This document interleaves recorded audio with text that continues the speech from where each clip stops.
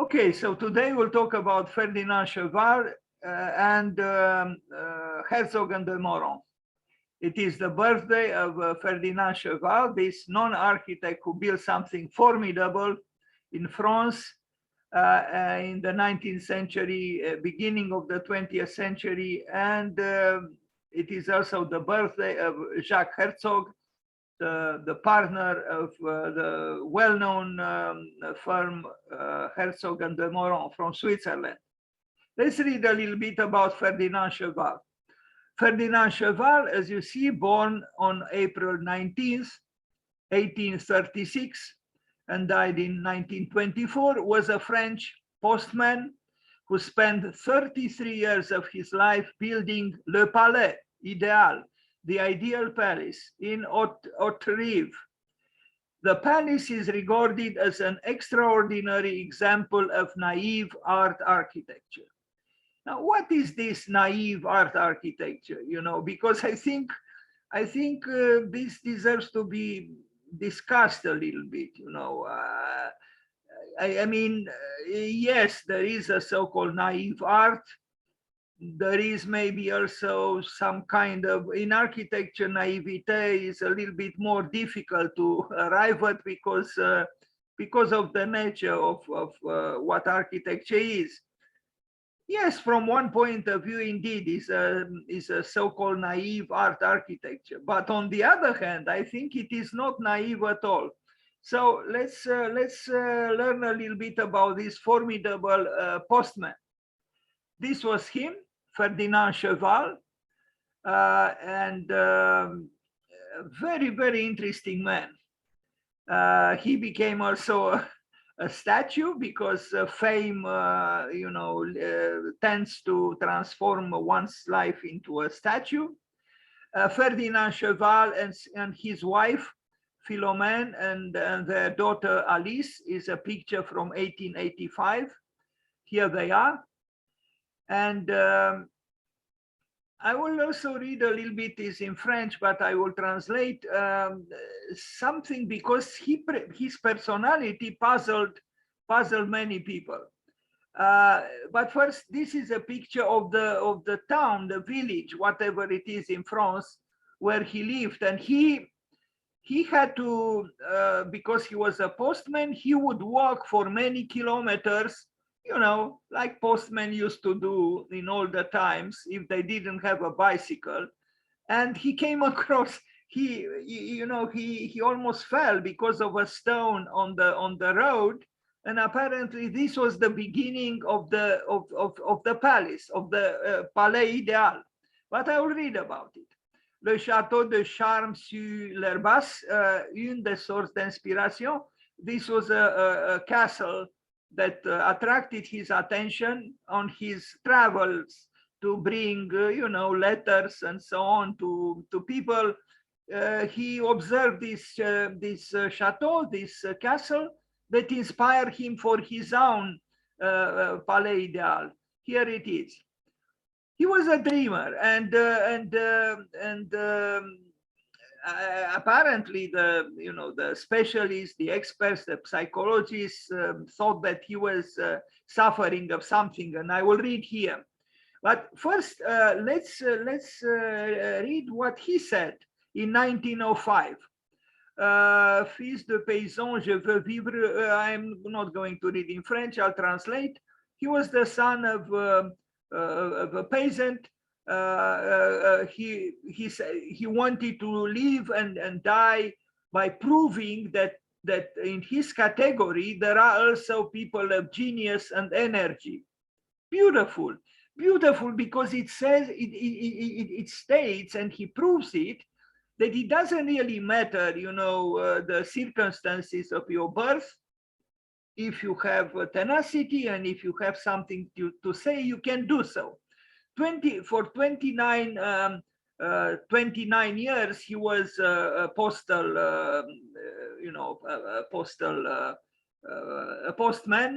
and he says, my work makes my glory and the honor of my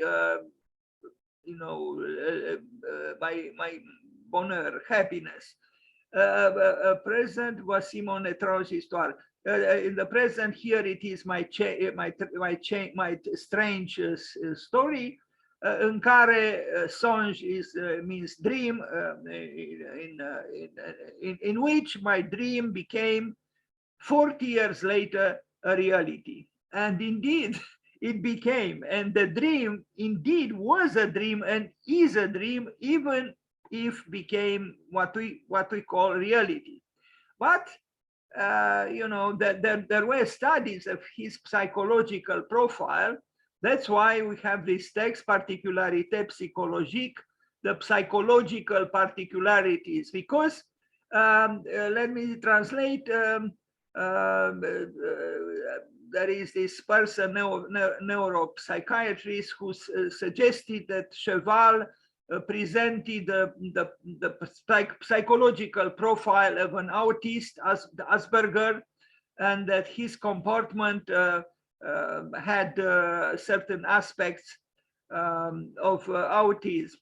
Monomaniac and obsessed by a fixed idea of building a wonderful and immense palace in his own garden, which he actually achieved to do. And yeah, he is considered to have had the psychological structure of an autist. This was actually the director, or the one who made a film about him. Okay, so autist or not, we are witnessing a remarkable biography, a postman who built an ideal palace, and you are going to see it, and it is indeed formidable. This man never studied architecture, never studied art, and built something indeed formidable. The starting point, the unusually shaped stone that Cheval tripped over. I mean, here we see several, but I don't know. I mean, apparently that's how it began. You know, he tripped over a stone and he picked it up, and then for 35 years, he kept collecting stones and other materials that help him build this, otherworldly structure. Cheval's mausoleum, which is also built by him, here it is. Now, of course, the educated, morose professional, especially of today, would say this is nonsense. This is not real architecture. This is, cheap melodrama. We know better. But I'm very sorry, because, why is a white cube better than this? Plus, in the past, in the remote past, especially in Asia, Southeast or whatever, in Asia, you can find plenty of temples that are very similar to what he did. So this kind of oniric architecture is not actually so new. How, the postman Cheval had the knowledge of this or had the intuition of this, I don't know. Now we look at pictures of the Palais Ideal, the ideal palace, that this man, without any training in architecture, built, not based on his drawings, built with his own hands, alone. Here it is. Well, again, why are our white cubes better? Really, I think, Carl Jung or maybe even Sigmund Freud would have seen here very rich material, psychological material, that I am sorry, but our white cubes do not have. This is about the world of the unconscious, the dreams of a man, okay, maybe monomaniac, maybe autistic, I don't know. But I think it is otherworldly, and it is magnifique. It is magnifique. I show pictures of a Hindu temple because what he did alone, the Hindus built together. This is a detail. apparently he did know something about, because he incorporated in the structure of the ideal palace that he built, you know, this model of a Hindu temple. And you see, he wrote himself the temple Hindu. The Hindu temples, which the so-called educated architects of today ignore to their loss, I would say, because there are beautiful, beautiful, beautiful Hindu temples. Why are we ignoring them? It's above me, I don't know. Detail of North Front. Yes, yes, you could say it is, it's almost incomprehensible, actually, because if you study architecture and you know how the education goes, this is, you don't even know how to evaluate it. It's so strange.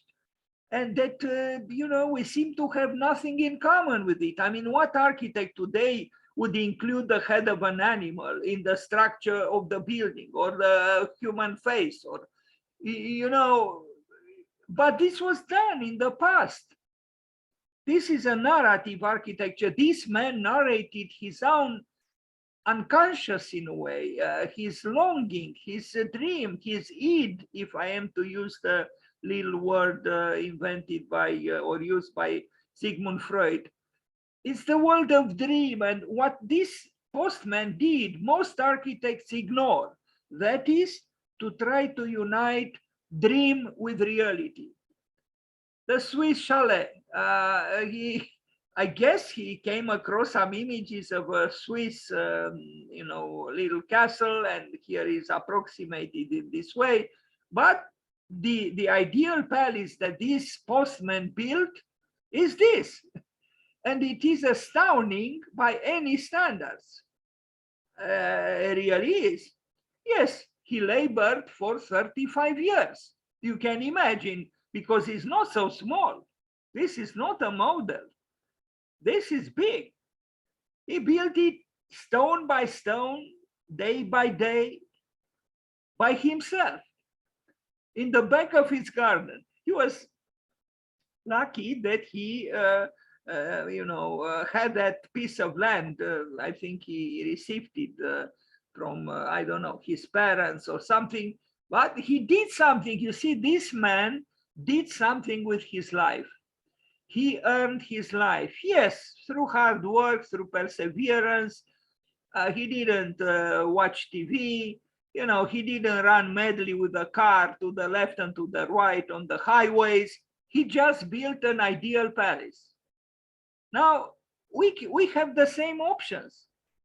Now, I'm not saying now that we could all, you know, build ideal palaces for ourselves in the back of our buildings, if we have a building and a little bit of land.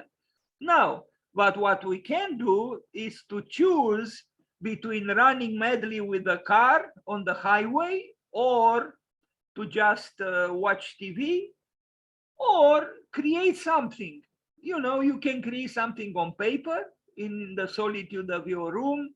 You can make models, you can work with clay, or, you know, if you work for the postal service, I hope not as architects, although it's an interesting job because you walk a lot and see a lot of people.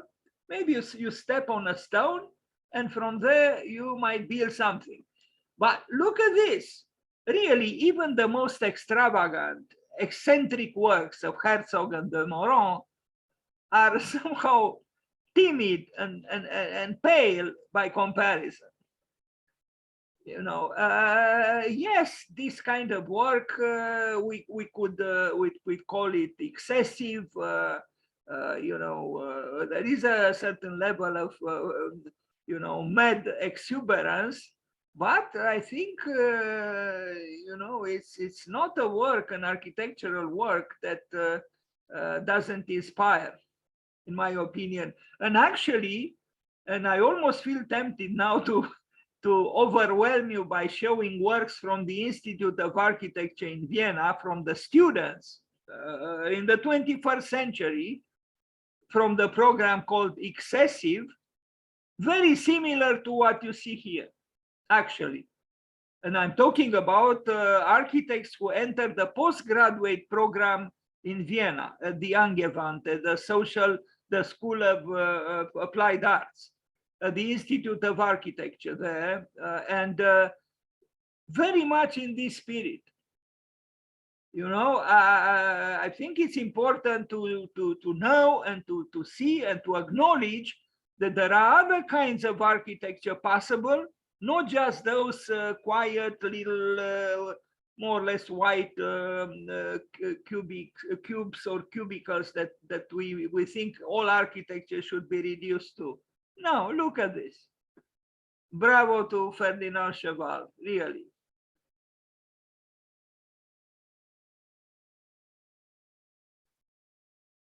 I remember what Louis Kahn said: spirit in will to express can make the great sun seem small. The sun is, thus the universe. So what we see here is exactly this: the spirit in will to express. The spirit in its desire to express itself manifests itself through the imagination and the hard work of the postman Cheval. Is he here? I guess so, in front of his creation. Imagine, I mean, really, how many architects are there who can so proudly, you know, sit or stand up in front of their buildings, such tremendously original buildings? I don't think too many. You know, he was certainly the talk of the town or the talk of the country. And he's not the only one. There is another one in Los Angeles who built something kind of in the same, you know, not similar aesthetically, but also by himself built a fantastic structure. So the desire to build exists in many people. You know, you want to outlast your mortal life, and then you place a stone above another stone, or like the man in Los Angeles, he worked with steel. But these so-called naive people, in my opinion, give a lot of hope for life, for creativity, because they show that when you have something to express that is ardent, you actually can do it. It's possible that you can do it. It's a magical architecture, really is. It's close. It's very close to sculpture, but you can enter here, and it is magical, and you can see it's big. I mean, look, the human silhouettes. Le Palais Ideal. Here is the postman working on his structure. What a tenacious effort.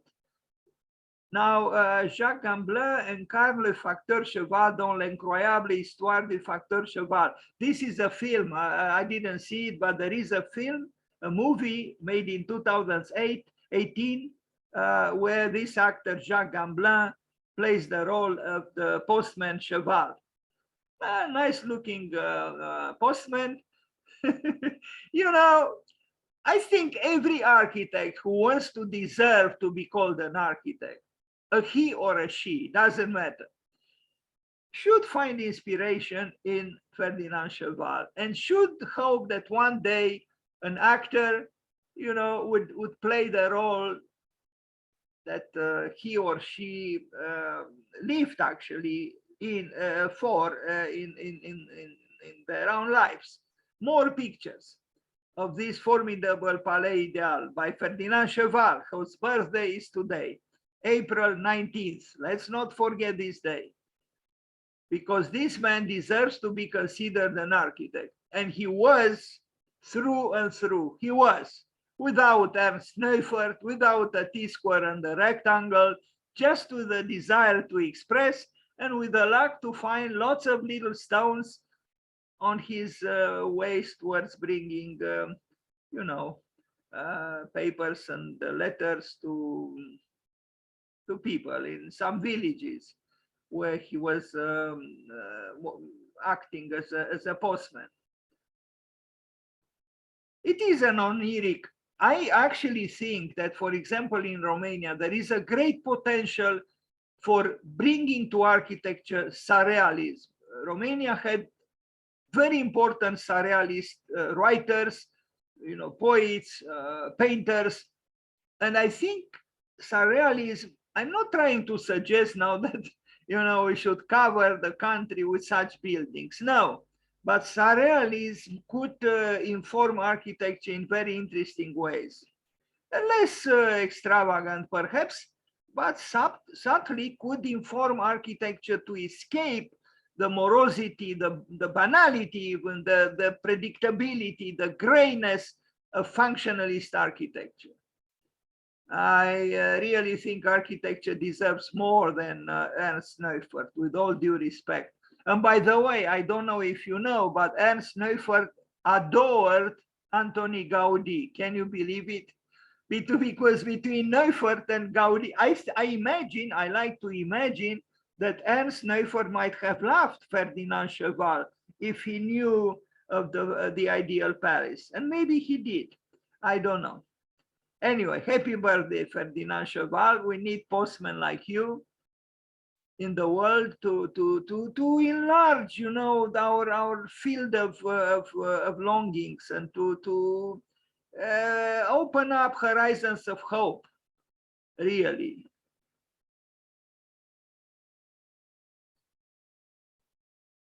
And please remind me, I don't think I will do it today because next will be a very big presentation on Herzog and Meuron, but I do want to show you, and I did show in the past, projects from the program Excessive at the Institute of Architecture in Vienna. And you will see that their excesses are very similar to the excesses of Ferdinand Cheval. But they didn't work with the T-square and the rectangle, they worked with Maya. That program consisted in 3 semesters. 1 semester and a half, they studied very, very seriously and intensely Maya. And then the other 1 semester and a half, they created the thesis, the diploma work. But these were young architects from all over the world. They already graduated from an architecture school, but that program does not exist any longer. Anyway, so Ferdinand Cheval, Le Palais Idéal, a work which is difficult to forget. Why is it difficult to forget? Because it's so unusual in its accomplishment to bring to the fore, to bring upwards, to bring into the open the unconscious world, the world of dreams. Something we totally forget about in our habitual practice. Totally, we ignore completely the spiritual side of life and of ourselves, and we also ignore completely the world of dreams, of nightmares, of the night, of something that actually we all have.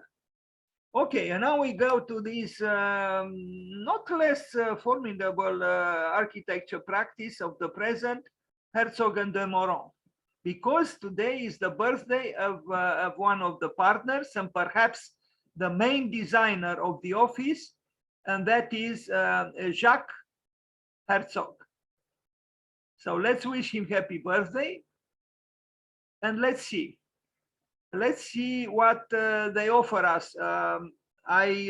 This presentation has more than 300 pictures, but still not enough, because I made this presentation about 1.5 years ago, 2 years ago, and in the meantime, of course, they built other buildings and not a few. So this presentation doesn't show the very last works. I mean, it does show something from last year, but it needs some additions. But let's see if this allows me to advance, and it doesn't. It exasperates me. This. Okay, so here they are. On the left, Jacques Herzog. On the right, I forgot his first name actually. Philippe, I'm not sure, de Meuron. Anyway, they are the 2 partners of a very large firm, as you know, more than 400 employees. And I think the main designer is the gentleman on the left, whose birthday is today, Jacques Herzog. Here they are again, and a very, very prolific architecture office, and quite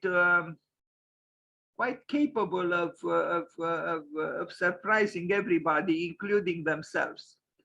Here they are again on the left, Jacques Herzog, who was born on this day of April. Now, they are not necessarily in a chronological order, but I will show many works by them and we'll discuss them. This is the Berlin Museum. It's a project. I think I could approximate certain so-called signature elements, although they change all the time. But there are certain continuous elements that show up, at least from time to time. Like, for example, here in this project, I don't know if this building will be built, but it surprises you because it's a huge building, but with a sloping roof. And this kind of sloping roof is not so common for large structures, especially, you know, in the 21st century. But this is this kind of sloping roof appears in other works of theirs, and it refers to some kind of architecture, some kind of a, you know, primal architecture. It's interesting that they assume, although they are very modernistic and experimental, but it's also interesting that sometimes they flirt, if I am to use this word, with this roof. The interior, well, again, you know, this is, I only have these two images, but we move on. Now, this is not such an old work. This is a skyscraper in New York City. Of course, it's this one. And I think it's a good tower, you know. Unfortunately, such towers are built for, you know, the very few, for the chosen, for the 1%. You know, you have to be a millionaire in order to, you know, buy an apartment in such a tower design. This, as I said, I made this presentation about 2 years ago, and the building was still during construction, but we'll see plenty of buildings that were already built. Yes, it's an expensive building. It's a building in New York City, in Manhattan. It's a building, you know, destined for those who can, so to speak. Many of them, I would say, unfortunately, financial speculators, because how could one who works, you know, regularly from 9 to 5, you know, have, you know, at least $1 million, if not more, to purchase an apartment in such a building? That's a problem, you know, because yes, the architect was always in some kind of a complicity with those in power, because in order to build, you need money, and not everybody has that money. So, you know, Palladio built for noblemen, you know, many architects built for the church, which had the money. Many of the stars of today build also for the rich, because, you know, the poor cannot afford their services. And it is what it is. Even Louis Sullivan, who was not an arrogant man, when he you know, his client bank in Iowa, I think, told him, well, I could hire several architects to build this building instead of hiring you. For the same price. And he said, yeah, but I am the only one who can build the building in this way, meaning in this exceptional way. I don't know. Anyway, this tower was built in New York City. And what we see here is, I actually like it, because a skyscraper is supposed to represent, you know, in a way, the lack of doubts of verticality. It's a masculinist statement, any tower. But here we see in the fragmentation and also the, you know, the kind of the hesitations, the erosion of the perimeter line, kind of a different spirit. This is not so unique. Other architects do the same thing. You know, it's almost like a paradoxical turning against the very tower that you are building. So you build it, but the confidence in what you are building is a little bit problematized by the spirit of our time, actually, you know, confronted with the pandemic, all kinds of crises. Of course, I'm not talking about those, you know, immensely audacious towers in the middle, in the Arab world. You know, it depends, you know, but sophisticated architects today do, some of them, not all of them, seem to express some doubting in the very body of the very vertical tower that they built. Now, the concert hall in Hamburg, which, you know, it's a fantastic work in a way, you know. It's fantastic in a different way than the work of the formidable postman Ferdinand Cheval, but still fantastic. And again and again and again, without imagination, without assuming risks, without you know, pushing the limits, you cannot do something like this. You can't. So you know, those who have courage are rewarded in the end. And those who do not have courage, well, live in the shadow of those who have. So, you know, this work in Hamburg, you know, conceptually, perhaps it's not so unique. After all, you know, they built on top of an existing building, but the way they built it is another story. You know, they could have built just you know, another box, a box on top of another box. Well, they did more than that. And it's the top part of the building which expresses the exaltation which music is supposed to externalize. So there are many things here to discuss, you know, the sophistications of the elevation, the playfulness of the openings. There are technological aspects. It's an adventure. The building of the building was an adventure, and that's why there is cultural tourism there, you know. These are still pictures from during its construction. I have to you know, work on this presentation to bring it a little bit up to date. But look at the elevation of the building. You know, it brings the oniric world, the world of the dreams, here as well. Ferdinand Cheval did it his way, and Herzog and Meuron did it their way. It's about bringing the other side of life to life, which most of the time we ignore in the name of reason, in the name of logic. But life is not just reason and logic. We know very well there are emotions.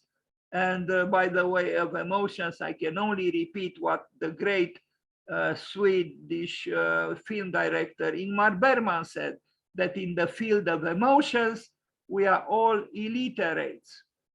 So you cannot control actually emotions. Even Friedrich Nietzsche said that thoughts are the shadows of emotions. But what we see in this elevation, in a way, is the expression of emotions. And music has to do with emotions. Yes, it is based on the mathematics of those musical notes, but music is the most emotional art. And the building destined for music perhaps should express it. And this is the way Herzog and de Meuron decided to express their own emotions vis-a-vis the emotionalism of art, if I am to use in a way a terrible word which is used in the United States, emotionalism. Emotion should never become an ism, in my opinion.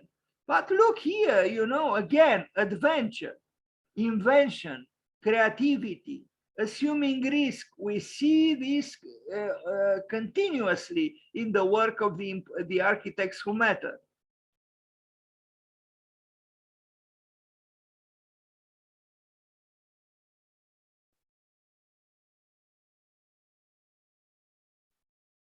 Now, some people with a certain amount of maliciousness would say that this is just showing off. Well, you know, but then, you know, if we remove all the works of significance in the history of art, in the history of writing, in the history of poetry, in the history even of science, even in the history of religion that appears to be showing off, our history remains empty. The pages will be empty. There will be no pages. What matters actually in history is exactly the work which is different. The other things disappear. They disappear because they don't really contribute in a significant way to what we call culture. I mean, just look at just this fragment of the elevation of this large building in itself is a tremendous creation, an expensive creation. To have the glass here, you know, it's not flat, it's curved. And, you know, they did it. It was built. Why did they do it so? Well, you know, again, if Wagner is played in this concert hall in Hamburg, how are you to honor the music of Wagner? You know, with a placid building, you'd insult the composer, wouldn't you? We don't want to do that, would we? Again, we have to be more ambitious. We have to set up different standards. We have to let our emotions externalize themselves and to invent. Look at this elevation. It's magical. Very different, of course, from the elevations of the Palais Ideal by Ferdinand Cheval, but it is magical. It's dreamlike. You don't quite know what's going on here. Gone are the typical windows. These people invent, these people create. They are creators. You might not like, or you might like this architectural language, but no one can deny its originality. And here, even here, we see this dichotomy, the dialectics between the clear and the unclear, you know. And look, each opening is different. I mean, apparent, illusory opening. What's going on here compared to this, compared to this? It's a creation.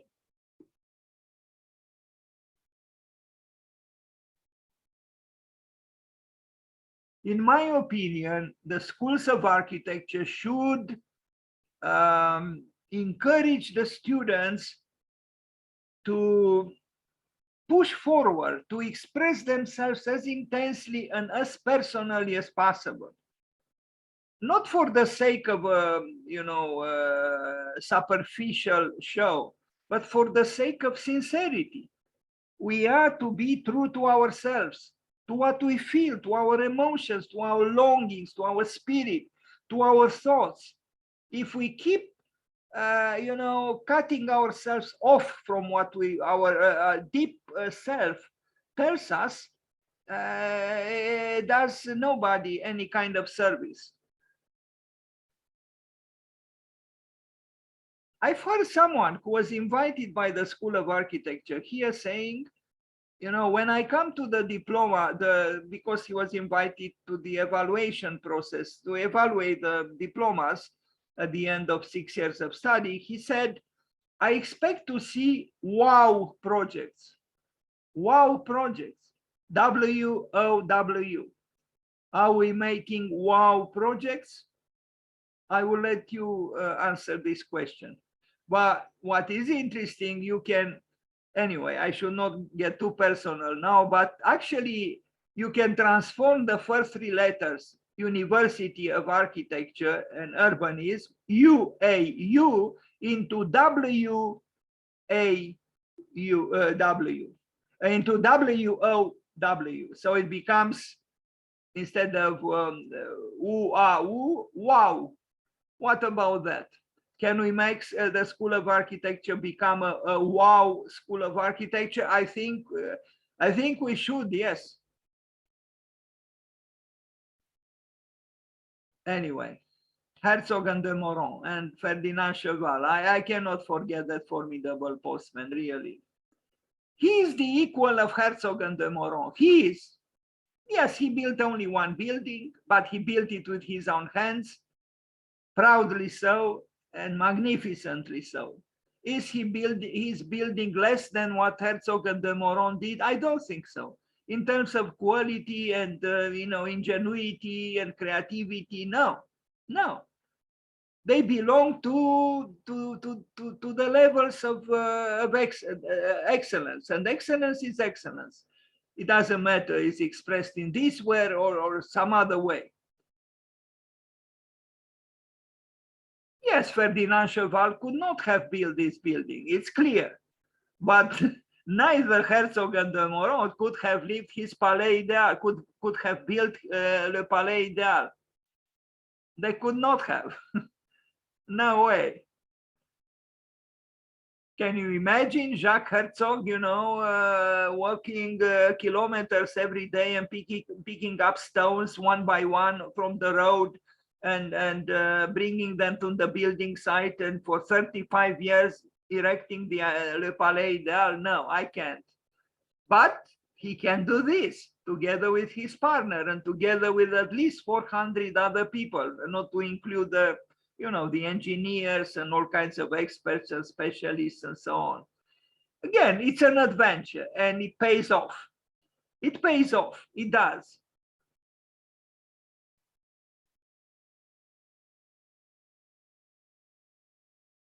I don't know where this is. It might be that this is in Venice, the Venice Biennial.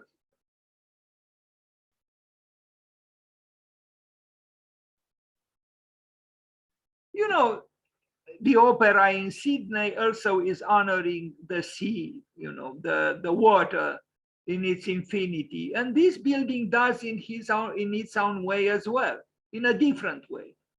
It has this, especially through its roofing, it gives you this feeling that it has its top part animated by the wind, like the veils of a ship. They didn't imitate John Woodson in any way, but they created an original building which makes sense, so to speak, in the vicinity of the water.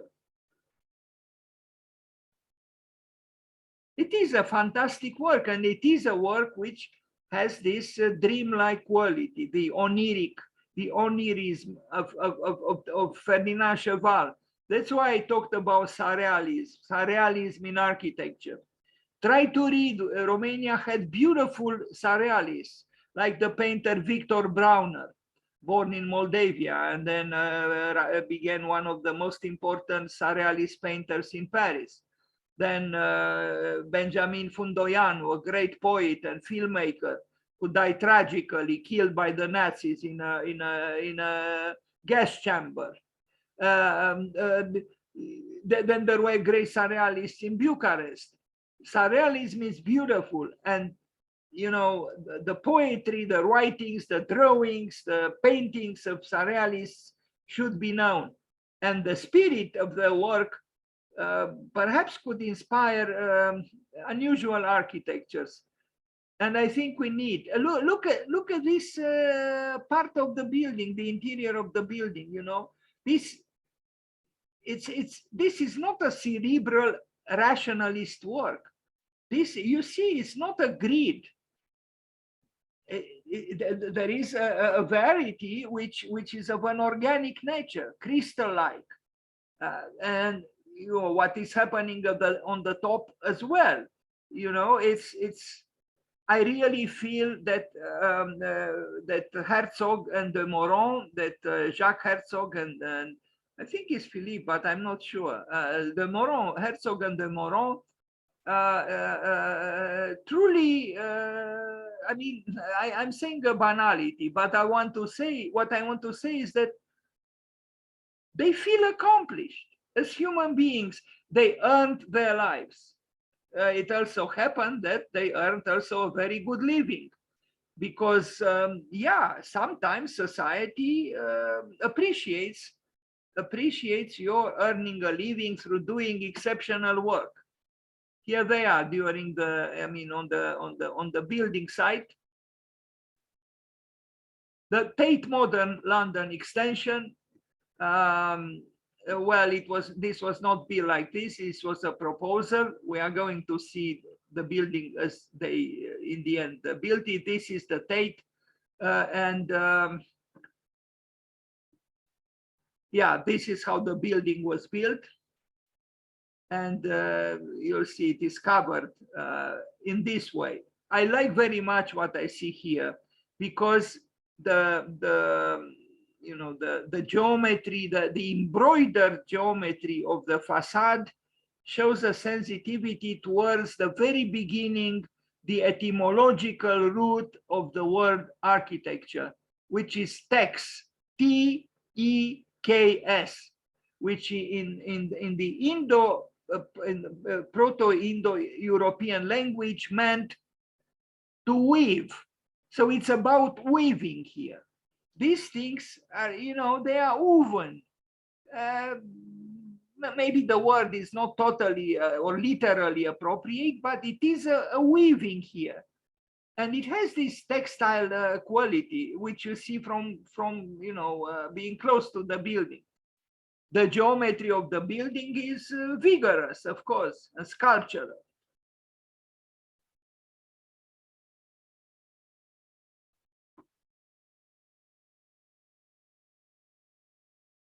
Herzog and the Meuron in London.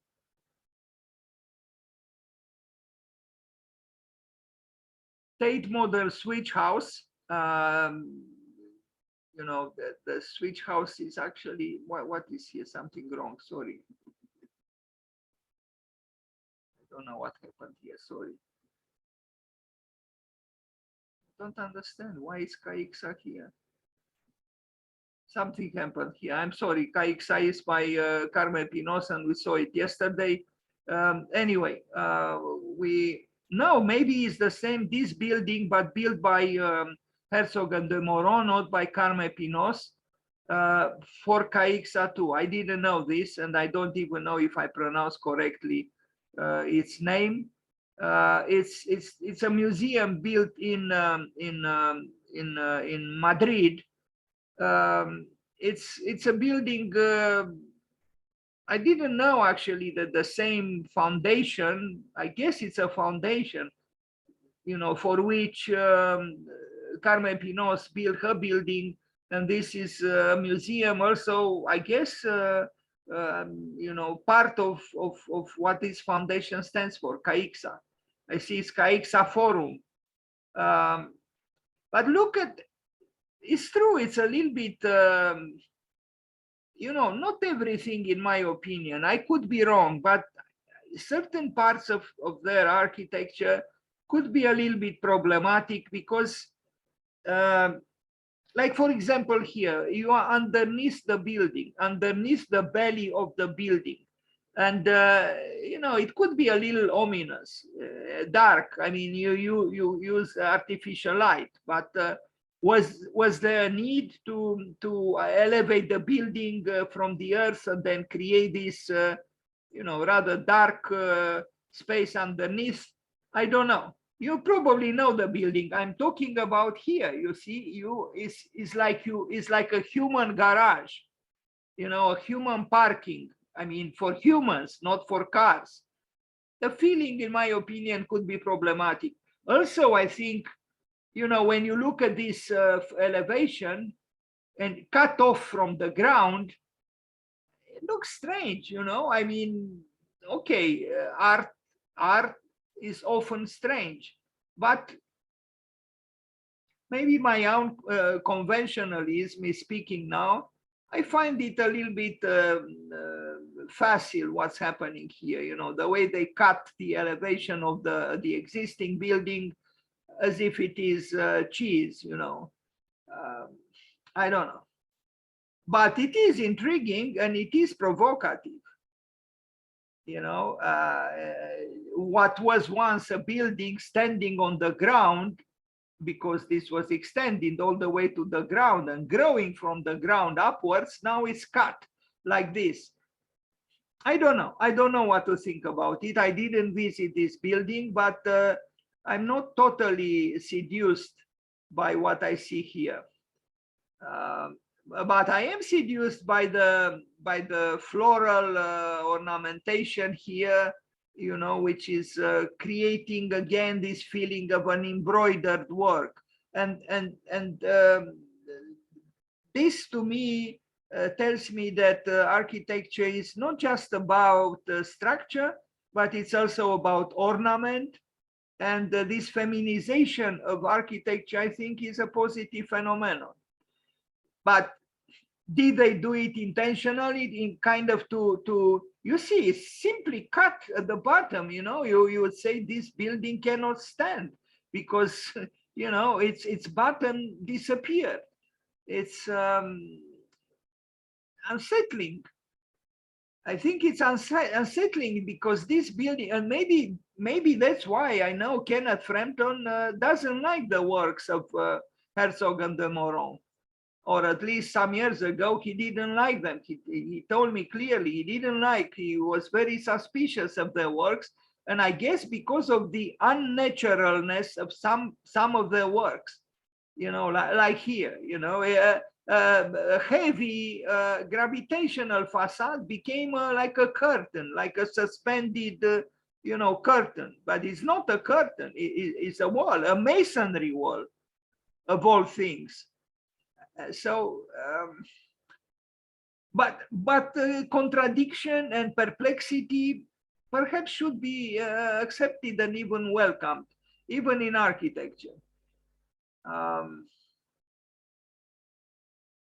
What we see here again is assuming risks, sometimes maybe with the, you know, undisputable results, and other times with disputable results.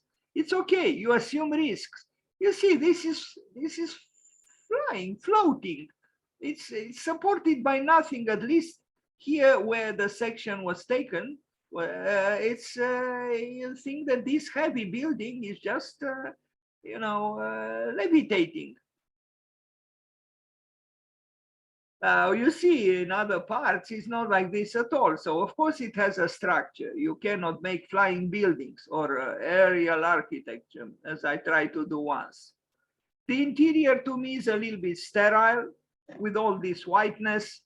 It disappoints me. A similar whiteness also in the buildings that I saw by Zaha Hadid. This sleek whiteness.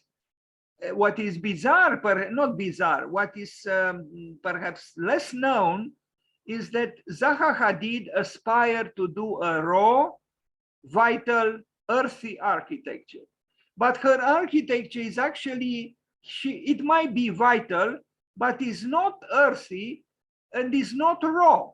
R-A-W, is not raw. This work is not raw either. It has intriguing things, but it's slick. It's slick. It's not raw. Now, I didn't read that Herzog and de Meuron expressed a similar desire to build a raw architecture. I was just quoting from Zaha Hadid, because the interiors of Zaha Hadid also are very often, very often whitish and glittering and slick. It's an interesting building, I mean, by any standards, but it is provocative. I don't know if they did this too, and I think they did. This to me also is a little bit. I don't know. Maybe I'm not evolved enough, so to speak. But the level of artificiality, the way nature is provoked, of course there are now many buildings where we climb with the vegetation, with the plants on the buildings, with a so-called vertical forest. But I don't know. I mean, if God would have liked to have plants grow from walls, probably would have done so. But you know, I know I could sound as naive as Ferdinand Cheval was accused or interpreted as being. But if we ask one of these plants what it feels growing, horizontally, actually from the verticality of a wall here, I don't know what that plant might say. Of course, we think that plants do not talk, and indeed, we don't have the proof that they do. But I still see here something that disturbs me. I'm trying to be as honest as I can.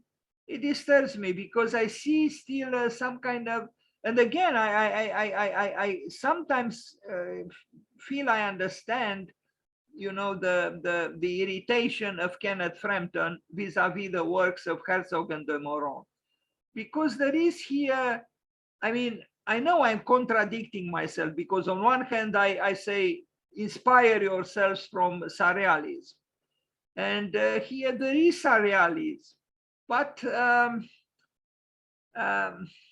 I don't know. There is a certain perversity at work here, I think, like it is here, this building being cut at the bottom, as if it grew from the top downwards and not from the bottom upwards.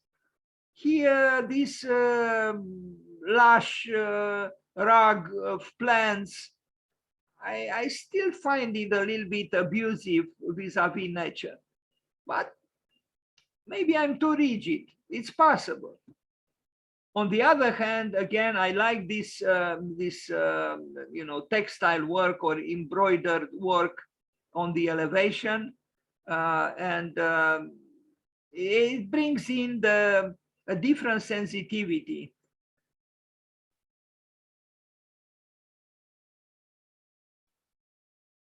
It is an intriguing work, really is, because you could say here we have architecture and here we have nature. So here we have the dichotomy, architecture, nature. But this is not really nature. It's a domesticated, it's a tamed nature, and rather, I would say, abused. These plants were abused. They were taken from the ground and planted here, listening to the whim of the architects or the landscape architect or the artists who worked with the architects. I find it rather disturbing because it's a decorative work. It's really, I mean, are we supposed to use live vegetable material, or like artistic entities, or materials to splash the facade of a building with maybe crying plants? I know I can be accused of sentimentalism. Very easily someone could tell me, what crying plants? Plants don't cry. But I don't know. There is something here that I don't quite like. And it doesn't mean I am right. I'm just expressing what I feel vis-a-vis this building. layers of a certain architectural perversity exist through many of their works. This is not the only one.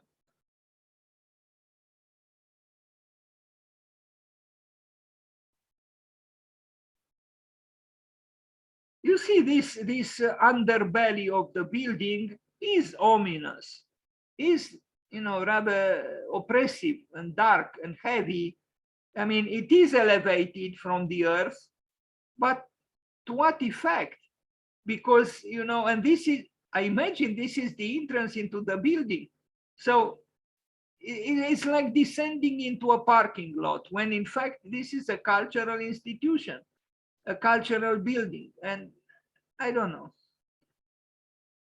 Maybe that's what I imagine. This is what they wanted to achieve. But unless I have a direct experience of the building, perhaps my opinions are not don't have the weight or the the weight they should have. But it is a building. It is a provocative building. And I like the fact that he, again, there are erosions. You have the grid, you have the little squares, regular and all, and then you have, breaks within the system, erosions. And I'm glad that there are such erosions. Jean Nouvel, in his park that he built in Barcelona, does the same thing. And although Jean Nouvel also has in some of his works, at least, well, in a good number of his works, he uses the grid, but then he sabotages it, just like Herzog and de Meuron do it here. But what we see here, again, is the return of the ornament, because this is an ornamental panel. That's what it is. It's not structural, but it's interesting. I think it's a good part of the building. Now, the Barcelona Forum, kind of a different building than the previous one. Here again, we see the importance of the ornament. I mean, what else is here on the ceiling or here on the walls? And the atmosphere is onirical in its own way. On the other hand, there is even a certain kind of aggressivity. The building, many years ago, I actually wrote against Jacques Herzog because, well, I was looking more at his face than at his works. And I saw a certain darkness, if I am to call it so. I'm not against darkness. But even this building, if you make abstraction of these, more delicate ornamental parts at the bottom, it's an aggressive building. It's piercing here in the corner. It is horizontal, but I wouldn't call it quiet little placid building. No. This triangle here, they also, and I think I am going to end the presentation on them with the proposal for Paris. And I think the project was accepted and Paris will build it. And I'm not sure it's a good thing. Well, we'll arrive at that project later. Also, a very assertive triangle. But here is in the plan. In Paris is in elevation and it's huge. I like this, the return of the ornament in the work, because I do think we need the ornament. For too long, we only explored what we can do with structure and again structure, but nobody talks, at least in the schools of architecture here, about ornament. But ornament exists in nature. What else are the wings of the butterfly or the tail of the peacock, as John Ruskin would tell us, and so on, or the flowers in the spring in the trees. Vitra House, Germany, a different kind of building. And I like the fact that they experiment, they are restless, and it's good that they are restless.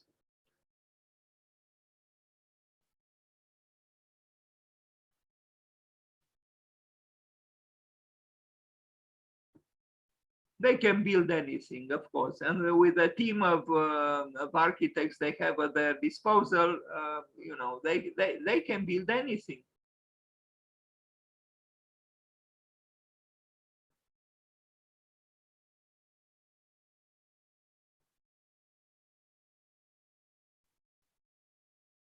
One thing is I think unavoidable to say, and that is their architecture sustainable?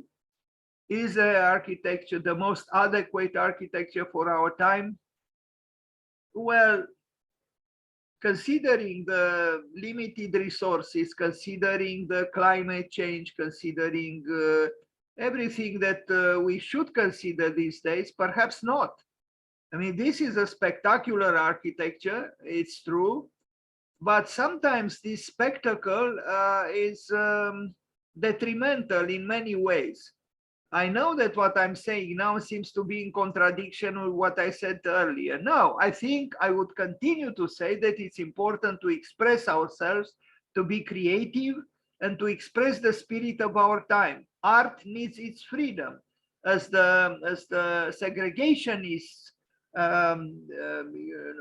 said in Vienna on the facade of the secessionist movement, to each time its art, and to art its freedom. But there are problems today, it's true.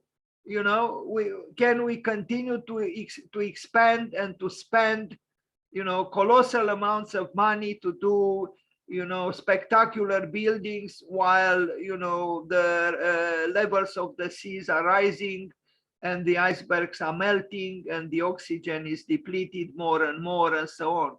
There are serious questions we have to address. It's true.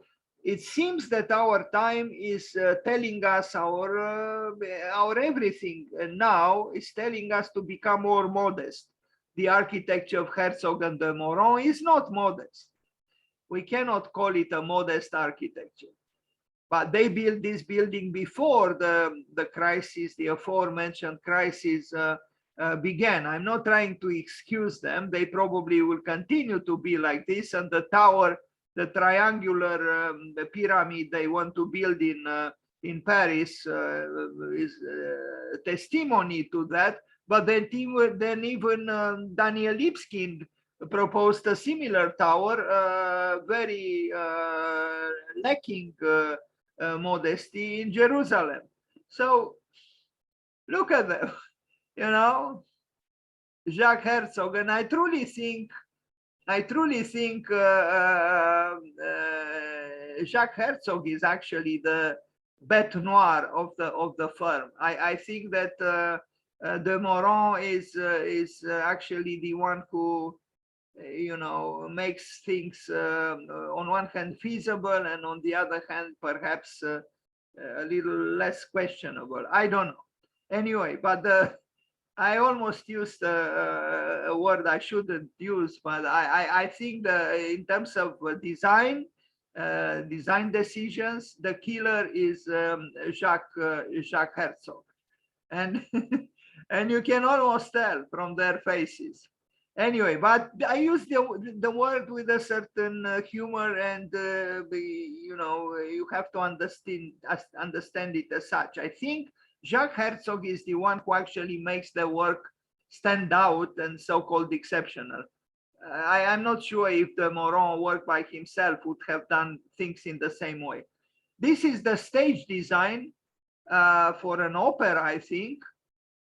And yes, famous architects are invited to do all kinds of other things, and they did this as well. And since I have a liking for ruins, I kind of like it. It's not the most optimistic background for this, show, but this is what we see on the media these very days in Ukraine. Unfortunately, yes. it's very possible that Jacques Herzog doesn't have a lot of illusions about the future of humankind. I don't know. Although the quest for beauty seems to contradict what I said, because those who dedicate their lives to create beauty, you know, they seem to contradict, you know, the darkness of pessimism. Again, ornaments. The ornaments are very important in their work, and they should be acknowledged. Now here we have an acknowledgement of the sloping roof. This is built in the United States, and I don't know why I don't have, as you see, my presentation needs some improvements, and I apologize for this. I hope I have later on a presentation of this project. Here they are with this famous Chinese artist, Wei, with whom they worked together to build that famous, the Nest, that huge national stadium in Beijing. As you can see, they also know how to eat well. I only hope this table was not arranged just for the three of them. Well, the excesses of those who have a lot of success, and the surprising thing is that this Chinese artist was and is a dissident, and I wonder why, how come that the Chinese government allowed him to, you know, to indulge in all kinds of freedom when he was actually a dissident, and he is a dissident. Anyway, they were probably also a little bit drunk here. I like more here the Meuron, with he looks more human and more, you know, kind somehow. Anyway, sorry, I don't understand what is it. Now we arrive. This is the work where they collaborated with the Chinese artist, the National Olympic Stadium in Beijing, and you know it is this. And in my opinion, it's a good work. It's a good work because it brings back the fight against rationalism. Rationalism understood not in its poetics, but in its prose and in its banality. Also brings back the labyrinth and brings back the maze. It brings back, in a way, unreason. Unfortunately, it also brings back a lot of consumption, because these things are huge. I hope I have details here, and you'll see this. You know, this was an immensely expensive building, and yeah, you could justifiably say that this building is outrageously non-sustainable. All metal. I mean, and these things are huge in dimensions, the thickness.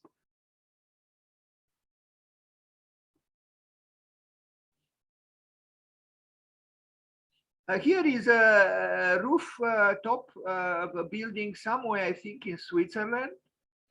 I like it because it, you know, in a creative, contemporary way, you know, brings in some kind of a medievalism.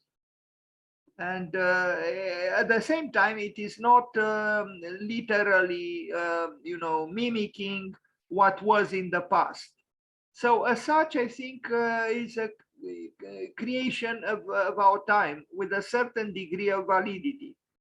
Now, you might like it or you might not like it, but we know that their work has a high level of artificiality.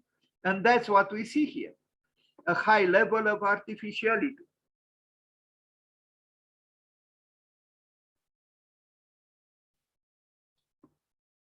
"40 Bond Street." This is an interesting thing in New York City. It's a building which at the ground floor has this ornamental design that I think is a return of Art Nouveau, no? Of Jugendstil, but it's a little bit more neurotical in a way. But I still think the return of the ornament is a positive thing.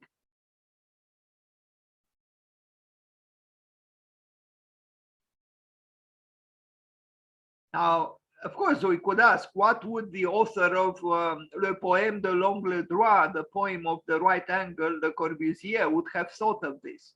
Because we learned that we knew, I said it a few days ago, Le Corbusier was violently against the donkey with his its zigzagging.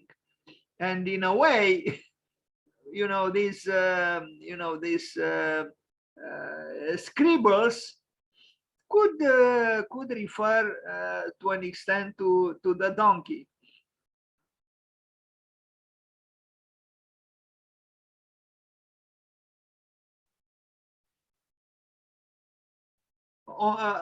They build the whole building, and this is surprising because the building has nothing to do with the ornamentation at the bottom, does it? This is a building which is the very opposite, aesthetically speaking, to what they did at the bottom. These are the dualities of Herzog and de Meuron.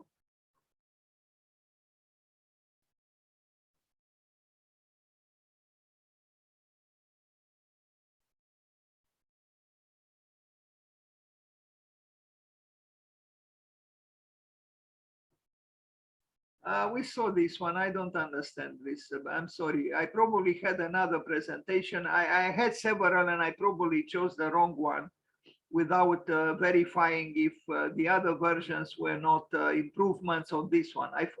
Please forgive me. This is one of my preferred works by them. It's called the reading space in this park, architecture park that was initiated by the Chinese artist that Wei Wei, the one we saw in the picture with the three of them in front of that opulent table. And it's several people, several architects and artists, they build buildings there. You are going to see now the one built by Herzog and de Meuron, which I like very much. It's they call it, I guess they call it a Zen space. Why is it Zen? Here is Mr. de Meuron. Be careful, Mr. de Meuron. We do not want you to fall. I like the building because it's aleatory. You know, this is not a, it's like an architectural scribbling which became building, which became so-called reality. Did these two buildings, these two people alone build it? It's possible, you know, like Ferdinand Cheval.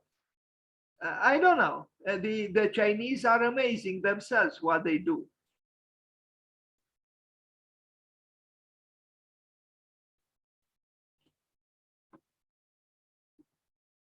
So this is in China, and it's called a reading room, a Zen space. But I like it because it is capricious, and it is sculptural. It stirs up your curiosity. You feel like exploring it. If you go there, now maybe they created this building listening to Constantin Brâncuș, who said a building is an inhabitable or inhabited sculpture. I don't totally agree with Brâncuș because architecture is different, and it's not an inhabited sculpture. It has its own specificities which make it different from sculpture. But on the other hand, a sculptural architecture is often a plus. Is an architecture which is engaging our imagination, our eye, our senses, and so on. But sorry, this presentation now is something wrong here. It jumps from one to the other. I don't know what's going on. I think I chose the wrong. I have them, you know, number 1, 2, 3, 4, but Yeah, I should have verified, sorry. But I guess this kind of meanderings and accidents, perhaps they relate to their own work, because their own work also has irregularities and meanderings. So I apologize, but maybe it's somehow in the spirit of their own work. Now we go to a building built for Prada in Tokyo. And it's a building they were celebrated for. It's structurally sound. It's a carcass that contains the building. It's sophisticated, it's glittering, it's Prada. What can you tell? What can you say?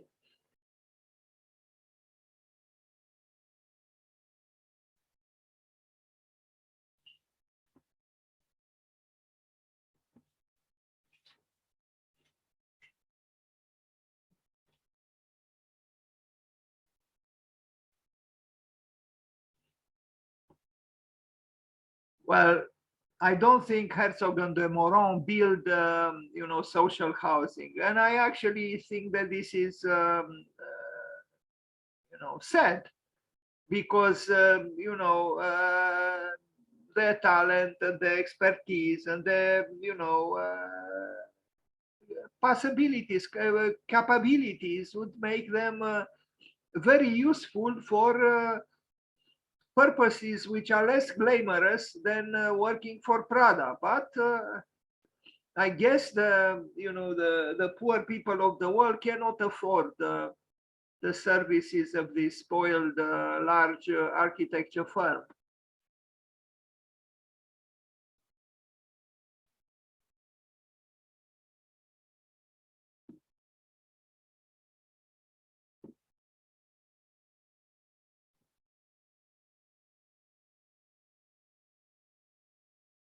Please forgive me a second. I have to blow my nose. I was searching for some kind of a paper around, but I can't find. So I have a problem. I caught a cold. So just a second. I'll be back in 30 seconds.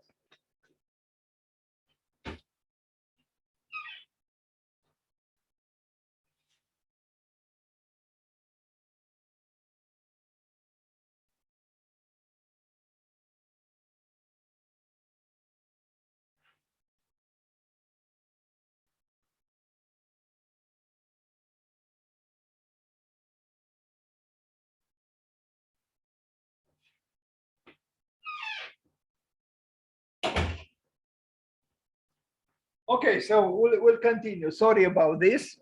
As you can see, the meanderings and the irregularities keep showing up. But so what do we see here inside the building by Herzog and de Meuron? Exorbitantly expensive shoes and bags. A pair of shoes at Prada costs thousands of dollars or euros. And so does a bag. A belt costs 2,000 euros. Is this a sane world? In my opinion, it is not.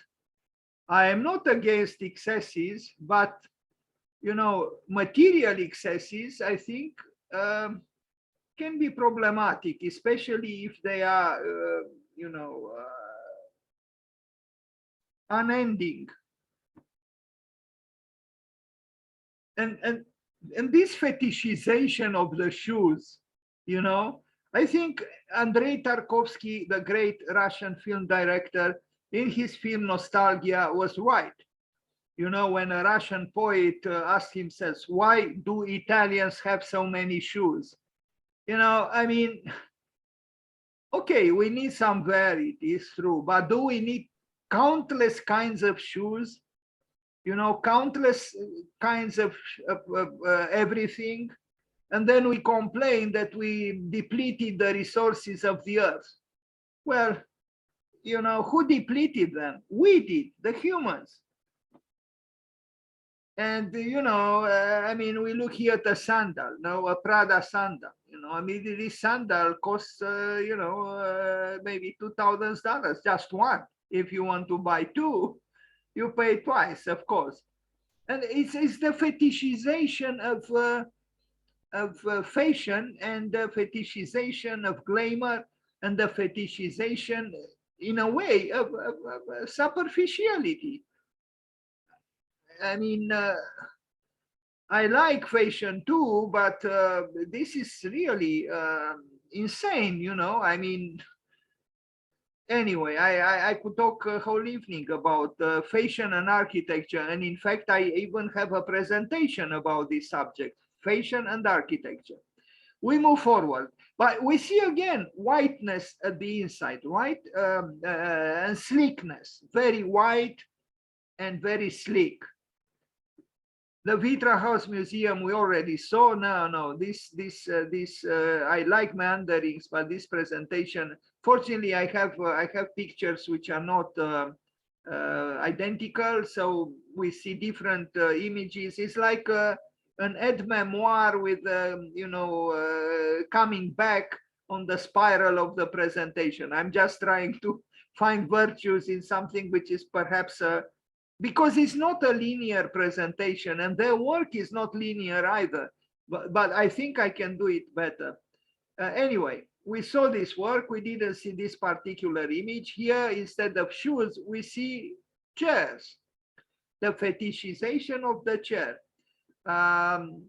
Even David Bowie, in an interview, he declared that, you know, why do we need so many kinds of plates? You know, we could do just with one kind of plate. I don't know if he's right. I mean, we do need some variety in the world. Anyway, we saw this building, whiteness again at the inside, and I think this is problematic. The Beirut terraces is a project they didn't build, at least at the time when I made this presentation. They also built a parking garage in Miami, in Florida, kind of similar, but of course not so tall. Luxe, calme, volupté, large pieces of glass, windows, of course, air conditioning. These windows don't open. You know, nobody cares about how much the electricity bill is, because these people have countless amounts of money. So is it sustainable? Of course not. It's not. Now, the Paris Tower, proposed by Herzog and de Meuron, the one that I talked about, I mentioned, look at this. In my opinion, it's not will not be a good addition to Paris. And I think it was approved. I think it will be built. Maybe the pandemic postponed the beginning of construction, but it was approved. And I'm not sure, maybe in order to balance the monstrous Palais de Justice built by, not by Herzog and de Meuron, but by Renzo Piano. I'm trying to understand, you know, the physiognomy of Paris, because there is the Eiffel Tower, which is the predominant vertical there. Of course, there are the skyscrapers in the La Défense, but this one, because it is not surrounded by other tall buildings,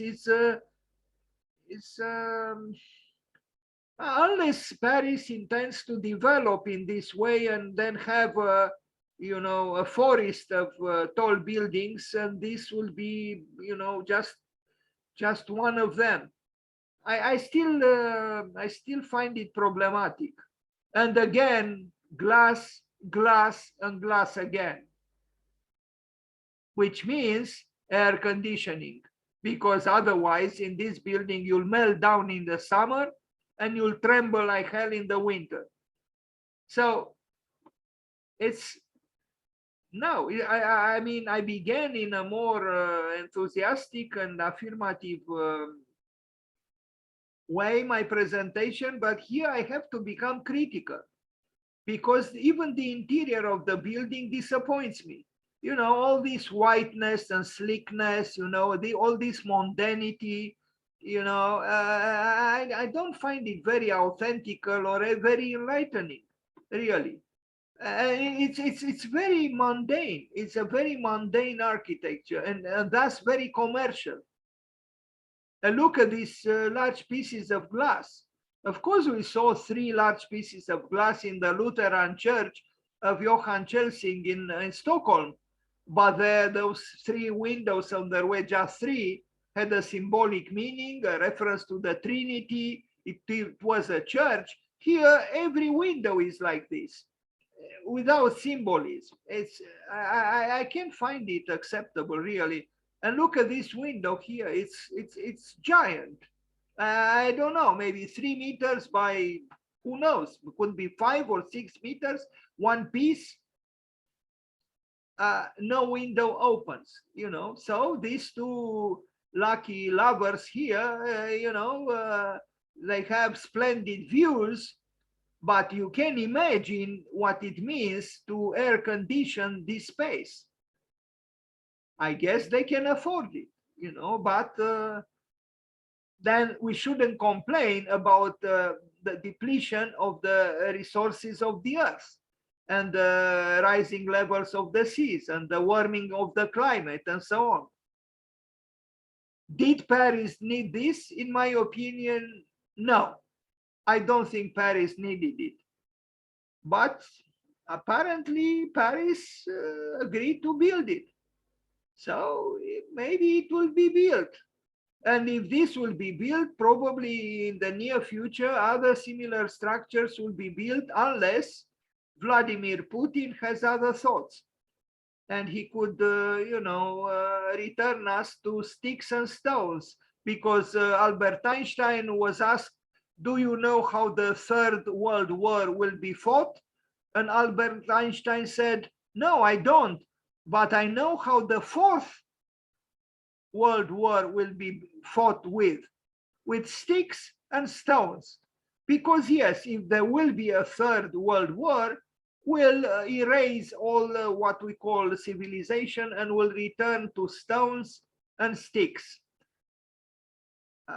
I know it sounds apocalyptic, but this is what Albert Einstein said, and I think such a tragic, sad possibility exists, unfortunately. But you also see that I'm actually myself perplexed in a way. In what way can we assert our creativity and at the same time be modest? Here there is no modesty, it's clear.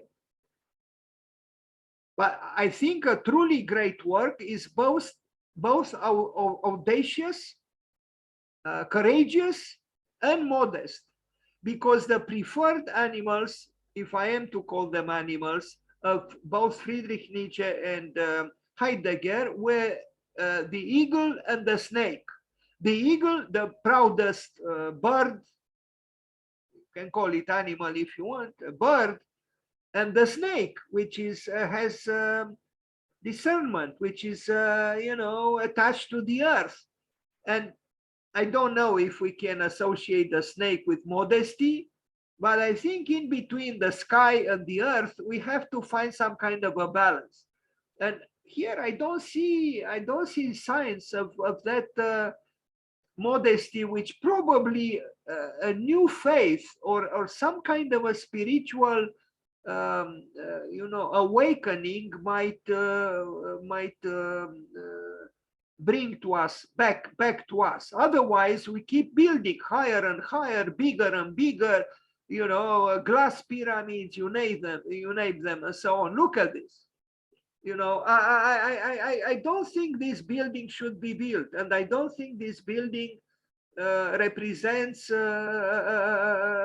an auspicious or desirable future. But they proposed it. Only glass and glass and glass and cafes, and people going to shop and returning from shop. And I don't know, it's something, in my opinion, disappointingly mundane, commercial in this thing. It really is. The more real life is here. This Crystal Palace actually leaves me disappointed and cold. 1111 Miami, I already mentioned it. It's a garage, a parking structure in Miami. Here is the project, but here they actually built it. The Perez Art Museum in Miami, this was built. They built a lot. These people, cannot complain that they do not have works. They probably, I'm sure they cannot accept all the commissions that they have.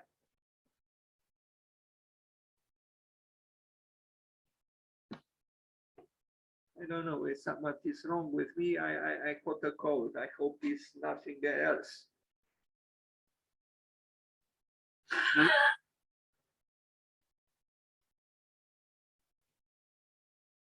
Miami Art Museum.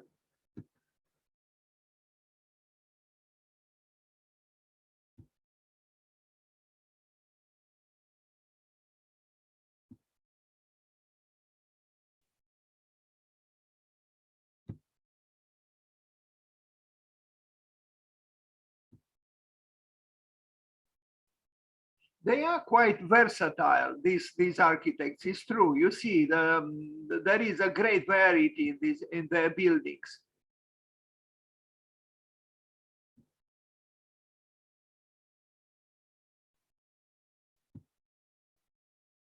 His Majesty the car. Well, what can we do? It's everywhere, the car.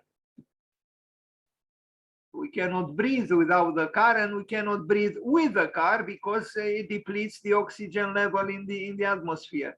The Paris Art Museum, this is we already saw a picture of it, and now I show the project more in detail with these two very long, it's actually one building, but split in two with two sloping roofs.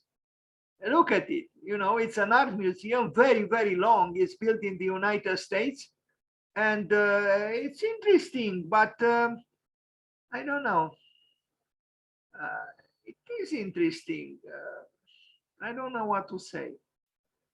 Now, of course, the functionalists would protest because what would you do here? You know, the snow accumulates, but then there is no snow because the climate is warming, and you know, winter is becoming less and less a presence in at least in certain parts of the world as it is in our country. And I imagine in this area in the, I don't know exactly where in the States it's built.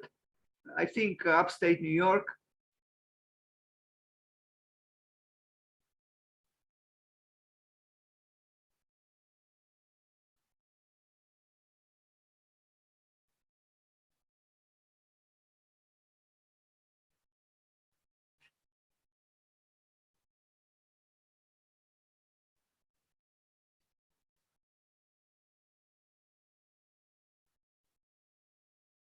White walls for wild art.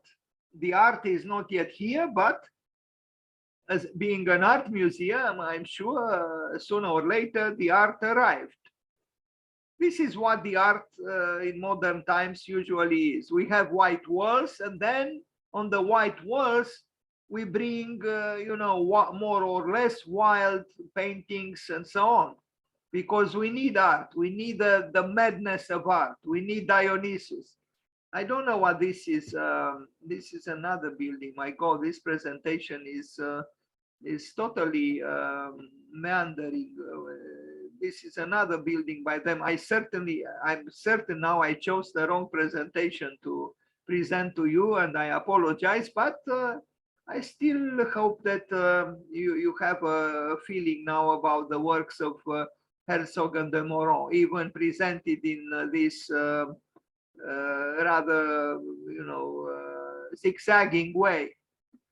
I don't know what this project is, but what I like here, like I like in their ornamentations, in the decorative work, is the aleatory movement, that there is some kind of a, you know, scribble here. You know, it's those prisms are rather freely, you know, brought together. It isn't a very rigid system. It was built, and I don't know what is function. I guess another art museum. Here they were as young people. Herzog on the left and de Meuron on the right. 1979, 1980. We saw this one, the Prada building. We saw this one in China, the Zen building, the reading room.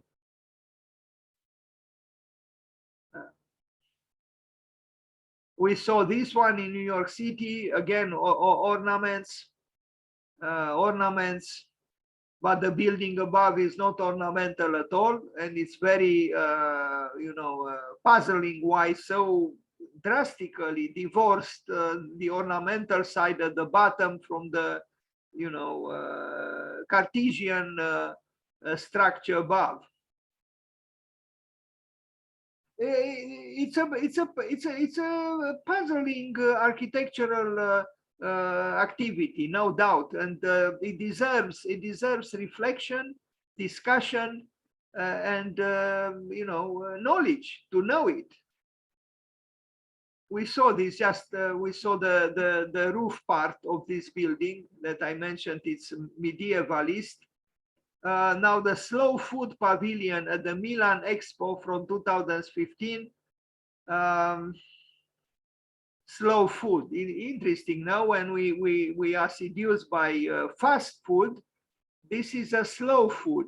I guess returning to some kind of a traditionalism in the cuisine, in the kitchen, in the making of food. But this was done for the Miami, I don't know, Expo, exhibition, tasting, and theater.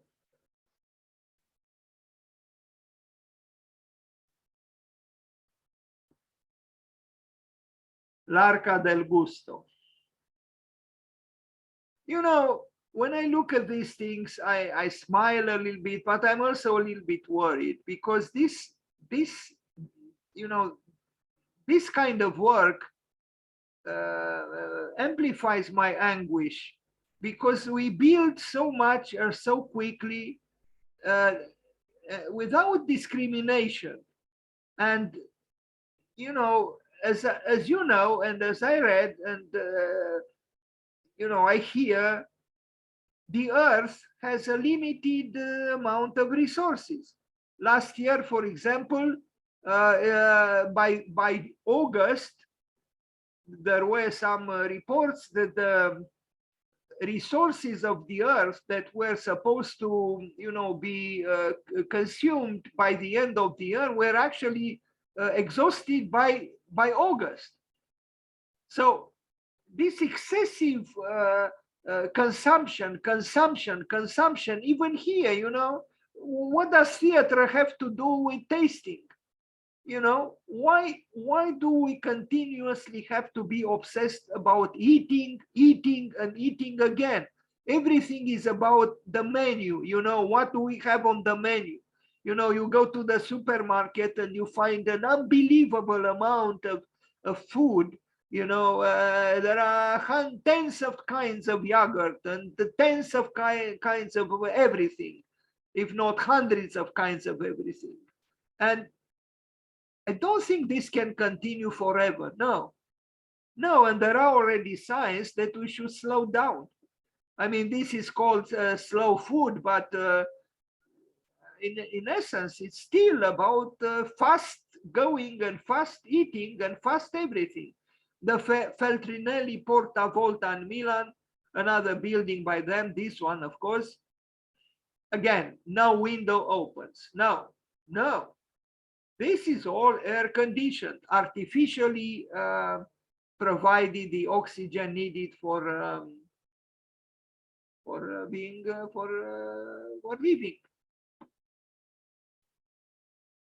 I almost see the face of Jacques Herzog in this building. I'm not talking about this triangular. Somehow the whole building. He's the designer of the firm. It's not the Meuron. It's him.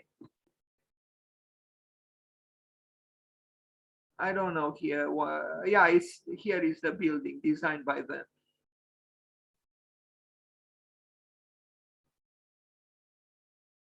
A lot of glass again. Yeah, and I read, and I think this will be at least the near future. Even skyscrapers should abstain from too much glass.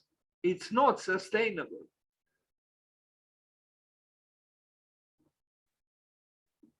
So let's read a little bit here. We are delighted to be the winners of this year's Riva Janks Award. We feel especially happy about that prize since it honor, by the way, they also received the Pritzker Prize, I think in 2001, since it honors theory as well as practice.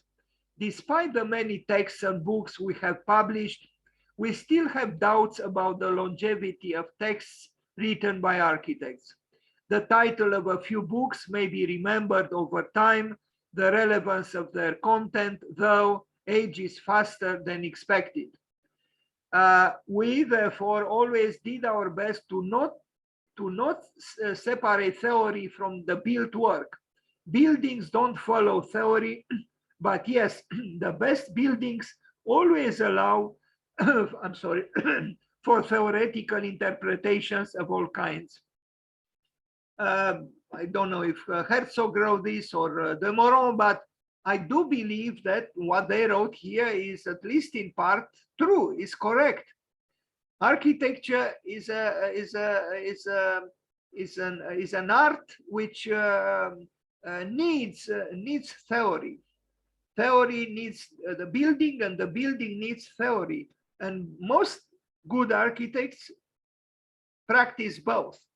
So I'm glad that they do the same thing. On the other hand, when he says that the relevance of the content ages faster than expected, I'm not so sure. It ages faster if you are excessively concerned with the present and with the circumstantial, with the ephemeral, that is, with fashion. But I think serious architectural writers do not age so quickly as he states. But it's the mundanity of their work which I think could have this unfortunate effect on the writing, that indeed fashion changes very quickly. What is mundane doesn't last for long. Even Oscar Wilde, in his brilliantly humorous way, he said, fashion is so ugly that we have to change it every other 6 months. So you pay the price for being mundane and for being connected with fashion, because in fashion indeed things do not last. Fashion changes all the time. That's why perhaps we should remember what Adolf Loos said: don't be afraid to be unfashionable.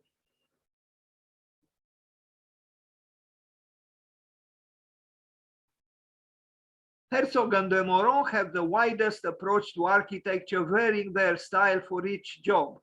In this sense, they epitomize the global search for an architecture of pluralism, one flexible enough for very different cultures. While a recognizable attitude runs through the work and the commitment to intelligent design, it is the creative flexibility which stands out above other practices today. The high quality of the work is as notable as the width, the amount of production as much as its personality. This is due partly to their working methods of dividing a large office of more than 400 into small, highly motivated design teams and creating the collegial atmosphere of a research institute. Their conceptual innovations, combined with high turnover, are highly risky, yet they have continued to produce architecture of the highest standard, rigorous and iconic, and plain or ornamented, depending on the task at hand. The small medical work rehab is exemplary. The open access museum, Schaulager museum, is interesting and provocative, and the Vitra house is funny, modern, and to the point. Herzog and De Meuron deserve a lifetime award as a local Basel office and the global practice. They seem to have finally squared the circle of large-scale architectural production. This expression to square the circle belongs to alchemy. It's like, finding the, eternal youth, or the fountain of eternal youth, finding lapis, finding that psychological gold that the alchemists search for. It's a complicated matter, how to square the circle. But remember the phrase, please, to square the circle. Now, we look at this Center for Spinal Cord and Brain Injuries in Basel, Rehab Basel. And yeah, it takes us a little bit by surprise because it's so different from other works we saw earlier. They do have this capacity to reinvent themselves with each project.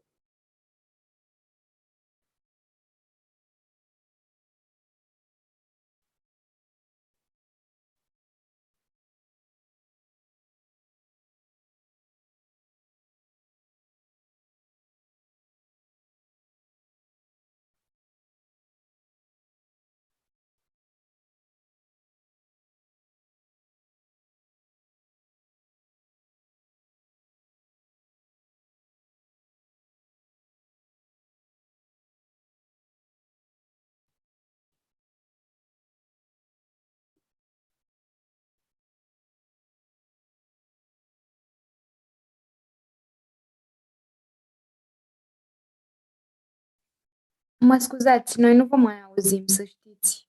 Păi, de cât timp nu mă mai auziți? Acum am mai auzit când am pus întrebarea? Acum da, vă auzim.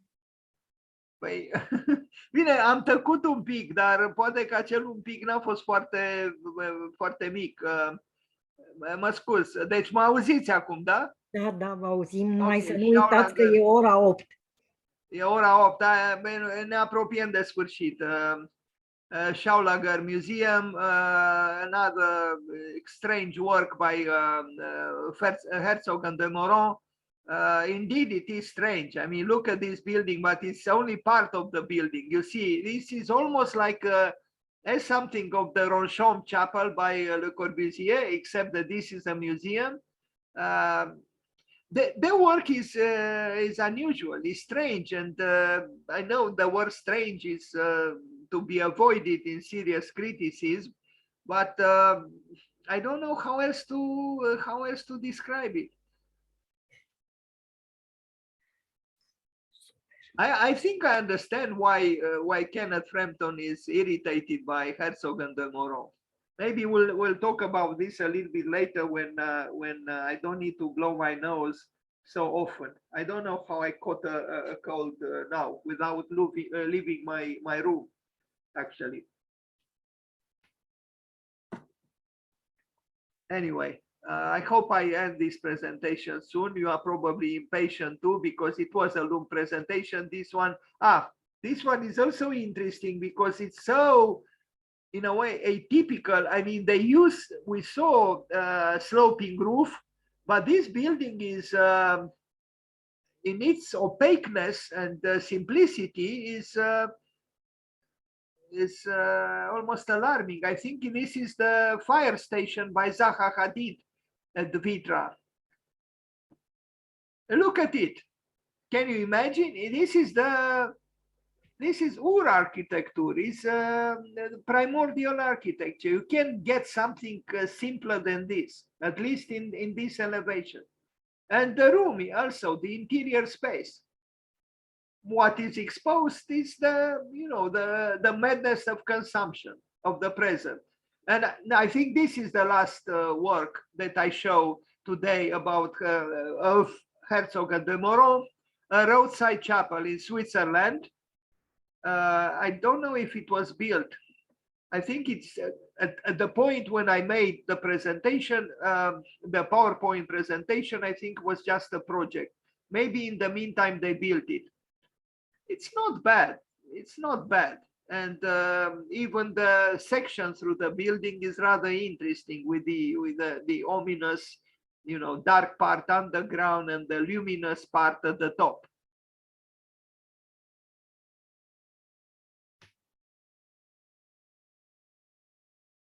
cave-like, of course, promoting what I called, what a doctoral student called the cave revival.